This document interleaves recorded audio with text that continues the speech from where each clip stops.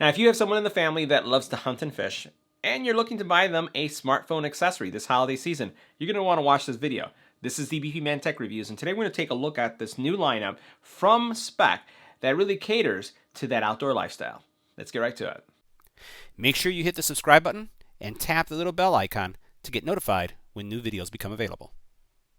Now in this video, we're going to be focusing on the iPhone 11 series of phones. And as you can see here, this is a partnership between Speck and Mossy Oak, and you're going to see the unique prints that each one of these cases have. Now, as we take a look at the cases themselves though, even though they have unique prints due to this partnership, you're looking at still the same drop protection that you'd expect from Speck, as well as the microband technology.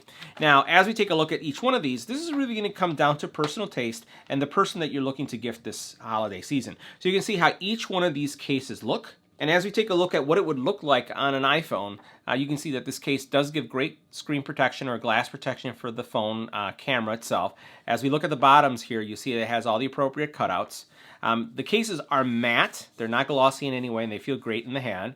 And then you have really great controls when it comes to your volume rocker as well as your mute function.